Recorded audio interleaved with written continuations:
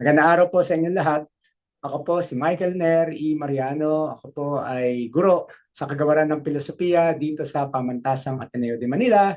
Magtatatlong taon na po ako nagtuturo ng iba't ibang mga klase ng pilosopiya dito sa pamantasang ito. At sa maraming taon na yan at sa maraming iba't ibang mga kurso ng pilosopiya, nagturo din po ako at nagtuturo hanggang ngayon ng mga klase sa wikang Filipino. Okay.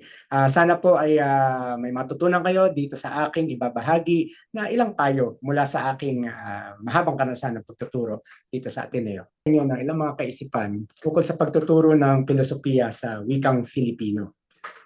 May mga narinig ako na ilang mga kasamahan ko dito sa Kagawaran ng Filosofiya sa Ateneo de Manila na mga guro at iba sa kanila ay matagal nang nagtuturo ng filosofiya sa kolehiyo. Pero gusto raw nila sumubok naman na magturo ng filosofiya sa Filipino.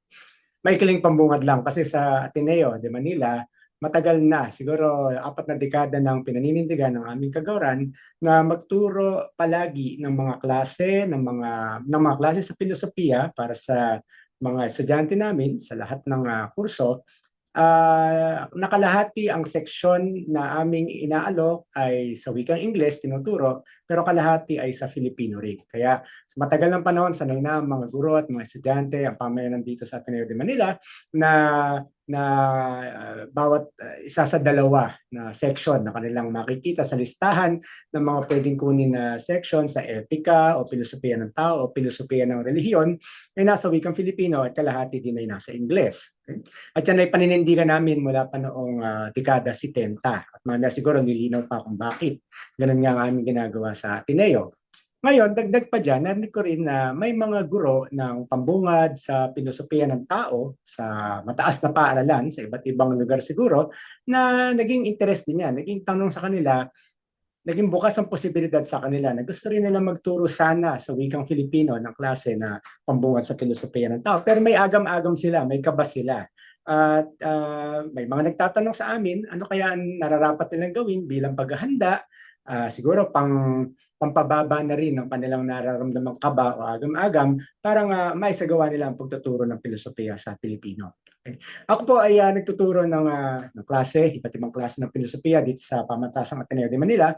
At madalas po kung ako nagtuturo ng aking mga pangkalahatan ng mga kurso sa filosofiya, etika, halimbawa, filosofiya ng relihiyon, ay Filipino ang gamit kong wika. At yan ay opisyal na nakalista sa aming mga listahan. Okay? Kaya maraming taon na po ako nagtuturo, siguro libo ng estudyante ang nagdaan sa aking mga klase na ginamit namin ang wikang Filipino. Kaya siguro ang una ko maibabahagi sa mga nagnanais magturo ng filosofiya sa wikang Filipino ay kaya ba tayo natatakot o may kaba na simulan ng pagtuturo ng filosofiya sa Filipino ay dahil natatakot tayo na baka hindi natin alam kung ano ang tamang salitang Filipino na maaaring gamitin upang isalin ang mga katagang teknikal lalo na sa iba't ibang klase ng filosofiya na balak nating pasukin. Halimbawa na, kung ikaw magtuturo ng etika, maka ang nabasa mo, ang inaral mo noong dati ikaw ay philo major pa sa paaralan, ang inaral mo siguro ay mga English na sali ng mga akda, halimbawa ng pilosopong Aleman na si Immanuel Kant. Kasi yung mga nabasang English na salin, nabasa mo ang mga salita o kataga tulad ng maxim, tulad ng universalizability at iba pa. Okay. At nagiging tanong sa iyo na ngayon ay gustong magturo ng etika halimbawa gamit ang wikang Filipino ay paano ko isasalin ang mga salitang ito para yatang maganda kung may isang lexicon siguro, isang listahan, isang talaan ng mga salita na technical na ginagamit sa filosofiya sa iba't ibang mga kurso ng filosofiya. Nakalista ang mga salitang banyaga na yan, English man, o kung walang salin sa English, baka sa mas matandang version sa Aleman o sa Pranses o sa higit pang matanda sa Latin ng medieval na panahon o sa Griego ng panahon ni Socrates at Platon. At siguro maganda, may mga masisipag sanang mga scholar na maghanap ng mga tamang kataga sa Filipino na itatapat bawat isa sa mga katagang banyaga na ito para maging kompleto ang aking lexicon, ang aking koleksyon ng mga kataga na magagamit ko sa aking sariling klase ng filosofiya sa wikang Filipino. Pero ang tanong dyan ay, yun ba talaga ang hamon ng pamimilosofiya? Ang magbuo ng isang lexicon ng mga katagan na isinalin sa ating sariling wika ang mga salitang lumitaw sa mga banyagang tradisyon. Yun nga ba ang pamimilosopiya? Okay? Isang tanong na lumilitaw dyan ay, kaya mo ba natatanong yan ay dahil iniisip mo na nasabi na ang kailangan masabi sa ibang mga wika? Yung mga namimilosopiya sa Ingles, nasabi na ba nila ang mahalagang masabi nating mga nagsusububok mamilosopiya sa kani-kanilang koleksyon ng mga technical na kataga o mga termino sa kanilang wikang Ingles? O gayon din sa mga nag-aral ng pamimilosopiya sa wikang Aleman. Halimbawa, ng mga akda ng batikan ng mga pilosopong Aleman tulad ni Martin Heidegger, okay? Hans-Georg Gadamer, di ba? Na nasabi na ba nila sa kanilang mga Aleman na kataga ang nararapat nating pag-isipan at nararapat nating ibahagi sa ating sariling mga estudyante? O nasabi na ba sa mas matandang Latin o sa higit pang matandang Griego na tradisyon ang pinakamahalagang dapat masabi sa ating pamimilosopiya? Mayroon nga raw isang nagtatanong dati, okay, ng pang dekada 70 na isang scholar, hindi taga rito sa Ateneo, pero ang tanong daw niya, kung kayong mga nagtuturo ng filosofiya sa Filipino, sige nga, paano niyo isasalin sa Filipino ang katagang being? Siyempre, salitang English yung being at napakahalagang salita sa mga nagme-metaphisika sa wikang Ingles. Kaya tuloy, akala ng ibang mga gustong magturo sa wikang Filipino, napakalaking hamon ito at parang hindi kayang tapatan yan. Hindi yata ako pwedeng magsimulang magturo ng filosofiya sa Filipino hanggat hindi may gumagawa ng ganitong uri ng leksikon na tatapat sa mga katagang banyaga. Ngunit, diyan tayo mapapatanong, mas seryoso at mas mabigat na tanong. Okay? Ano ba ang mga nakatago nating pag-aakala kaya tayo napapatanong ng ganyan? Una-una, meron din nagtatanong dati pa, okay, mga scholar din, mga akademiko, ang Filipino ba bilang isang wika ay matatawag na wikang pang-akademiya? Akademikong wika ba ito? Ito ba ay maituturing na wikang intelektual? O napaka-spesifiko na, ito ba ay maituturing na wikang philosophical? Mayroon kasing ilang mga palaisip sa Pilipinas na ang palagay nila ay hindi raw dahil daw hindi pa nahuhubog ang Pilipino sa paraan ng pag-iisip na philosophical. Di tulad ng tradisyon daw sa Pransya o sa Alemanya, kaya daw ang kanilang mga wikang philosophical ay buong buo. Parang ang naisip parating ay may pagkakumpleto. Diyan tayo talagang mapapatanong na seryoso bilang mga mag-aaral ng filosofiya. Sapagkat ano ba ang pamimilosopiya? Yan talaga ang mahalagang tanong dito. Ano ba ang pamimilosopiya? Ito ba ay pag-uulit lamang, pagkakabisa, pagmemorya, pag-uulit at paggamit ng mga katagang teknikal na kung papakinggan mo ay napakalalim ng dating, okay? Mula sa iba't ibang mga wika na banyaga. Yan ba ang pamimilosopiya? Ano nga ba ito? At dito nais ko ipasok ang isang pilosopo na aking ginagalang at aking ginagamit ang kanyang mga sulatin. At ito ay walang iba kundi si Padre Roque J. Ferriols, S.J. Okay, siya ay paring Jesuita, Pilipino. Nagturo noong mula 1960 siguro hanggang ito ng ika-21 siglo sa Ateneo de Manila ng mga kurso sa filosofiya. At siya ay kilala dahil maaaring siya ang unang-unang guro ng filosofiya na nangahas na magturo ng pamimilosopiya sa wikang Filipino, taong 1969. At matapos ang 6 na taon na siya lang ang nangangahas na magturo ng filosofiya sa wikang sarili natin, may nag-interview sa kanya. Okay? Nagpadala ng mga tanong sa kanya sa wikang Ingles, kaya sinagot din niya sa Ingles. Pero ang mga tanong ay pagkukumusta na ba nangyari sa kanyang karanasan ng pagtuturo ng 6 na taon ng filosofiya sa wikang Filipino. At dito sa artikulong ito na pamagat ay A Memoir of 6 Years at mungkahi ko basahin ang lahat ng interesadong magturo ng filosofiya sa Filipino. Dito na ibahagi ni Padre Roque Ferriols ang kanyang mga kaisipan at pagmumuni-muni na bagaman hindi niya hayag na inilahad, mahihinuha ng isang maingat na mambabasa ang isang malalim na filosofiya ng wika, pati na filosofiya ng mismong pamimilosopiya mula sa mga nasabi niya bilang sagot sa 7 tanong na ibinato sa kanya. Hindi ko na isa-isa ng 7 tanong, iwan ko na sa inyo ang pagbabasa sa naysay na ito. Pero ang isang mahalaga na ibahagi ni Ferriols dito ay ang kanyang pagmumuni-muni tungkol sa gawain ng pamimilosopiya. Kung ang pamimilosopiya ay ang pagsubok nating kilalanin ang mahalagang tanong sa buhay ng tao. Sinusubukan natin na makilala o magising tayo sa mga karanasan, okay, ng ating pagiging tao. Okay? Kung ito ang gawain ng pamimilosopiya, ano kaya ang kaugnayan nito sa wikang ginagamit natin para sa pamimilosopiya? Ngayon, ang pamimilosopiya ay isang uri ng pag-iisip. At ayon kay Ferriols, anumang uri ng pag-iisip ay nakaugat sa karanasan ng tao. Okay. Ngayon, ano ibig sabihin ni Ferriols dito? Ang taong nagsusumubok mamilosopiya, laging nagmumula sa isang partikular na mundo. Dito siya nakaugat. Okay? Kaya kailangan natin maging mulat sa ating pagkakaugat sa ating partikular na mundo. Okay? Kasama na sa mundong ito, unang-una na, ay ang pisikal na kapaligiran, okay, ng taong nagsusumubok mag-isip at mamilosopiya. Okay? Tayo mga Pilipino, halimbawa na partikular ang ating uri ng pag-iisip dahil una-una na nga tayo ay pinapanganak, nabubuhay, nahuhubog ang ating mga sarili at ang ating pag-iisip nitong lupain na ito na masasabing isang arkipelago, nabubuo ng libo-libong isla, diba? Sa dagat Pasipiko, malapit sa Ecuador. Kaya tayo nabubuhay sa isang tropical na klima. Dahil dito, may sarili tayong mga uri ng panahon tulad ng habaga at ang amihan. Kaya ang mga halaman na bubuhay sa ating bansa ay partikular sa ating kanalalagyang pisikal na mundo. Gayon din ang mga hayop na nabubuhay dito. Kung gayon, isa sa mga epekto nito ay ang mismong kinakain natin sa araw-araw ay hinuhubog ng ating mundong kinalalagyan. Sa Pilipinas, tulad ng maraming ibang bansa, sa karatig ng mga paok dito sa Timog Silangang Asya, at sa bandang Silangang Asya at Timog Asya din, di ba? Mula Hapon hanggang Taiwan, hanggang Korea, hanggang China, hanggang India, Sri Lanka, Pakistan, hanggang dito sa Timog Silangang Asya, sa Malaysia, sa Vietnam, sa Myanmar at iba pa. Palay ang pangunahin nating pananim na nagbubunga, okay, ng mga buto-buto na siyang ating pinoproseso upang maging pangunahing pagkain natin. Yung palay ay ating tinatanim at ito, pag ito'y inalagaan, ito'y inani na, okay, natanggal na yung ipa, ang matitira, yung matigas na laman nito, tinatawag nating bigas.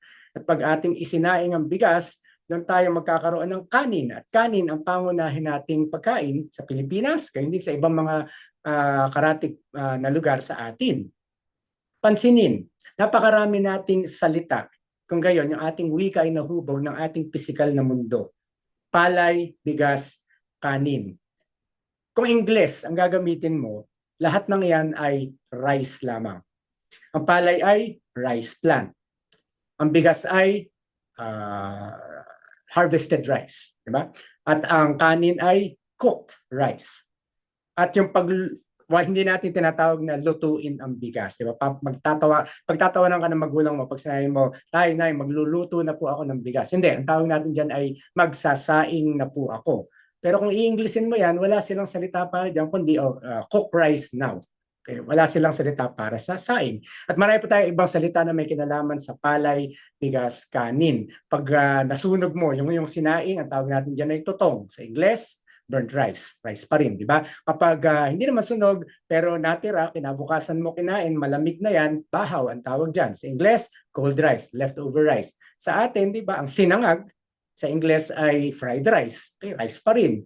Binabago-bago lamang yung pang-uri para bigyan ng ibang kahulugan o kaunting na iba ng kaunti ng kahulugan, yung rice pa rin, di ba? At hindi lang yan, marami pa tayong ibang salita na kinalaman sa palay dahil nga sa mundong pinanggagalingan natin. Kasama na dyan ang kakanin, madalas ay merienda natin o kaya minatamis o himagas, pero galing yan malamang kasi hindi sa malagkit na isang uri ng bigas. Okay? Paano may sasali niya sa Ingles? Wala, kukulangin ng Ingles dyan. Di ba? Ang puto ay, di ba, lahat yan baka tawaging rice cakes. Pero puto siguro ang tinutukoy nila, bibingka kaya o biko o sapin-sapin o kung ano pa mang iba pa. At pansinin, huling halimbawa natin na may kinalaman sa palay, bigas, kanin, ang mismong pandiwa natin para sa kilos na may isinusubo tayo na nilulunok natin at siyang pinagkukuhanan natin ng sustansya para sa ating pangatawan ay kumain. Yan ang ating pandiwa. Yan ay galing pa rin sa ugat na salitang kanin. Okay? Pagkain, kain, kanin. Sa Ingles, iba-iba yung salita. To eat ay walang kinalaman dun sa pangunahing pagkain nila. Halimbawa, tinapay, bread. Diba? Hindi naman nila sasabihin breading, di ba? Hindi nila sasabihin, let us now bread. Di ba? Wala, hindi iyon ang paraan ng pagsasalita sa wikang Ingles. Bakit? Kasi iba ang physical na mundong pinanggagalingan nila. Ano ngayon? Ano ngayon? Ano halaga ng mga halimbawa ngayon? Ang punto niyan, at yan ay mahihinuhan natin sa mga sinasabi ni Padre Roque Ferriols, pag hindi niya binanggit ng halimbawa ngayon, ay na nahuhubog ang mismong paraan mo ng pag-iisip at kung gayon ang mismong paraan mo ng pagwiwika ng pisikal na mundong pinanggagalingan mo at ang pisikal na mundong pinanggagalingan mo, hinuhubog ang iyong kultura. Ano ba ang kultura? Ito yung kalipunan ng lahat ng paniniwala, pag-uunawa, pagpapahalaga, mga inaasam, ang mga layunin, mga gawi, kilos at kasanayan ng isang pangkat ng tao sa isang partikular na lugar. At itong kalipunan na ito ay ipinapamana sa mga susunod na salinlahi at maaaring maiba ng kaunti, okay? Pero may nananatili na pareho pa rin. Ang kulturang yan ay hinuhubog at di mo maiwasan ng pisikal na mundong pinanggagalingan mo. Gayon din yung kasaysayan, yung pagtakbo sa panahon ng isang lipunan, okay, ay makipagtalaban sa kultura at sa pisikal na kapaligiran, kaya may nahuhubog na isang partikular na mundo ang sino mang individual na tao. Kaya ang kanyang paraan ng pag-iisip, ang kanyang mga pagpapahalaga, ang kanyang mga abot-tanaw, ang kanyang mga inaasahan sa kanyang buhay, ang kanyang gawi, pamamaraan na pamumuhay, lahat yan ay mahuhubog ng kanyang partikular na mundong pinanggagalingan. At lahat yan ay nailalahat sa kanyang natatanging wika. Kaya nga, kung iisipin natin na kung ikaw ay mamipilosopiya, kinakailangan mo na gayahin lamang ang sinasabi ng mga nag-i-Ingles. May sariling lalim ang wikang Ingles. May sariling lalim ang wikang Aleman o Latin o Pranses o Griego o ano paman. Okay? Sabi nga ni Ferriols sa kanyang sanaysay, may kani-kanyang henyo ang bawat isang wika dahil nga may kani-kanyang mundo na pinanggagalingan. Maraming maaaring sabihin sa isang wika na hindi kayang isalin, hindi kayang mahuli ang buong kahulugan sa ibang wika. Okay? Kaya sabi niya, hindi mo pwedeng iuwi ang kayamanan ng isang wika tungo sa ibang wika. Sa halimbawa natin, sa nakakaraang mga panahon lang natin dito sa Pilipinas, di ba? May nausong salita na ngayon, gamit na gamit na. Ano yung salitang yon? Hugot. Diba? Ang original na kahulugan ng salitang hugot, isang pandiwa yan. Diba? Pag hinugot mo isang bagay, nakasaksak ang bagay na yon sa isang bagay pa. Pag hinugot mo, tinanggal mo sa pagkakasaksak ang bagay na yon. Yun ang matandang kahulugan ng pandiwang hugot. Pero itong nakakaraang mga taon, naging uso at tinanggap na ng maraming Pilipino na ang salitang hugot, ang pinapatungkulan ay isang nasabi o nagawa ng muka pero hindi hayag na may pinanggagalingang malalim na karanasan ng taong iyon sa kanyang nakaraan. Malamang kaysa hindi may kinalaman sa pag-ibig, minsan wala, hindi naman, ibang bagay pa, pero malalim. Pero hindi niya nasasabi, pero malinaw na may epekto sa kanya. Itong nakaraan na ito. Paano may sasalin sa English yan? Hindi mo naman pwedeng sabihin, ang hugot sa Ingles ay unplug. Di ba? Pag sinabi mo sa iyong kaibigan, yung sinasabi mo, malinaw may hugot ka dyan. Hindi mo sasabihin, oh, what you're saying, you are unplugging something. Walang saysay ang pagsasali na yon. Kaya nakikita natin dito ang hangganan ng ideya ng pagsasalin. Kaya nga sinasabi ni Ferriols, ang tunay na hamon ng pamimilosopiya ay hindi yung pagsasalin ng mga kataga, okay? Mula sa ibang wika na baka naunang nag-imprenta ng mga aklat na nagamit, ng mga technical na salitang ito, isalin ng mga katagang yan, ng mga technical na salitang yan, tungo sa Filipino. Hindi yan ang pangunahing hamon ng pamimilosopiya. Pagkus, ang pangunahing hamon ay makilala ng tao mo bilang guro at ng iyong mga mag-aaral, di ba? Ang mga karanasan ng tao bilang tao, may lalim dahil may kinalaman ito sa pagpapakahulugan mo sa iyong buhay. Okay? Kaya sabi ni Ferriols nga, sabi niya, nagtuturo ako ng filosofiya sa Filipino. Okay? Upang matulungan daw ang ibang tao na mamulat sa kanyang sariling buhay na karanasan.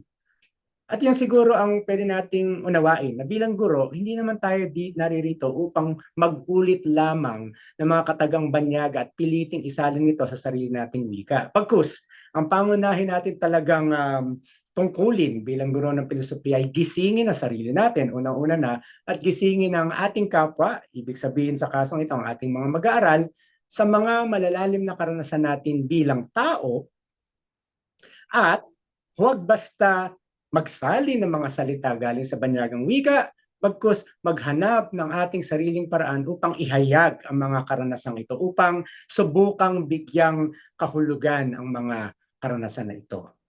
Siguro pagtataliin ko ang aking mga sinabi sa pamagitan ng isang kwentong binahagi din ni Padre Roque Ferriols sa ibang akda niya at sa ibang konteksto, hindi wika, kundi iba pang usapan. Saka ko nalang tatalakayin siguro yan balang araw. Pero nabanggit na dito isang kasabihan, isang kwento galing sa sinaunang China. Okay? At ito yung kwento ng tanga at ng buwan. Isang gabi daw may hinahanap ng tanga ang buwan. Hindi niya alam kung nasaan kasi nga tanga siya. Natanong niya isang taong may alam, sabi niya, nasaan ba ang buwan? Ginawa ng taong may alam, itinuro niya yung buwan doon sa langit. Sabi niya, ayun ang buwan. Tinuro niya ng kanyang daliri. Ang ginawa ng tanga, sa halip na tignan yung buwan sa langit, tinitigan niya yung daliri na nagtuturo at namangha siya na yan pala ang buwan. Hindi, tanga, yan ay daliri, hindi yan buwan. Anong matututunan natin dyan sa kwentong yan ng mga Chino? Na siguro pwede natin hiramin at unawain na yung ating pagkahumaling, di ba, sa mga katagang pilosopikal galing sa ibang wika ay baka pwedeng maihalin tulad sa pagkakatitig ng tanga sa daliri na nagtuturo sa buwan. Hindi yung daliri ang hinahanap mo. Kaya huwag yung daliri ang pagkaabalahan mo. Ang iyong hinahanap talaga ay yung tinuturo ng mga katagang ito. Kaya halimbawa, bagaman oo, meaning the Ferriols, malalim ang mga kataga na philosophical na ito. Tulad halimbawa sa tradisyong Ingles, di ba? Being, facticity, historicity, transcendence, at iba pa. Anuhin ko lang, Ames. May lumitaw kang something doon. Hindi nagre-record yun. Okay, sige, sorry. May lumitaw na parang reminder mo. Kaya nga, so wala yun, sige. Mag-resumption ngayon.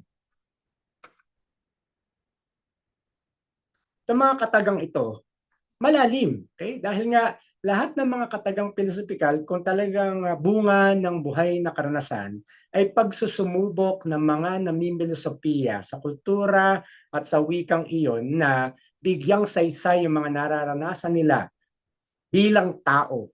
Okay?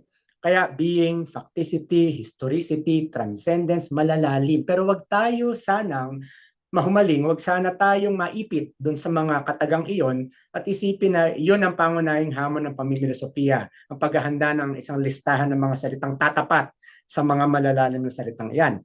Panturo lamang ang bawat isa sa mga iyan, panturo sa mga karanasang pantao na sana harinawa ay nararanasan din nating mga Filipino. Kung nararanasan din nating Filipino ang mga ito, pag-isipan natin, pagmunihan, pag-usapan, talakayin, subukang unawain, subukang pangalanan. Okay? Kung hindi naman natin nararanasan at yan ay wala sa ating karanasan, wala sa ating kamalayan, baka kailangan natin itanong, dapat ba natin pag-ukulan ng pansin iyan? Kaya ang talagang hamon sa pagtuturo ng pamimilosopiya sa Filipino ay hindi ang pagtutok sa mga katagang banyaga, pagkus ang pagkamulat sa mga karanasan. At kung magigising tayo sa mga ito, talakayin ito, pag-isipan, gamit ang ating wika. Kung may paraan tayo para bigyang paglalahad ito, sabihin natin, sambitin natin. Kung wala pa, sa kung anuman dahilan, manghiram, o sabi nga ni Ferriols, kung kailangan, magnakaw. Kaya sa dulo, ano ang aking maipapayo sa mga nagnanais magturo ng filosofiya sa Filipino? Huwag matakot. Huwag kang matakot. Huwag magpaalipin sa leksikon at mga kataga. Hindi yon ang iyong amo. Pagkus, mamulat ka sana at magmulat sa mga karanasang pantao kasama ng iyong mga mag-aaral. Lahat ng iba, susunod na lamang dyan. Salamat.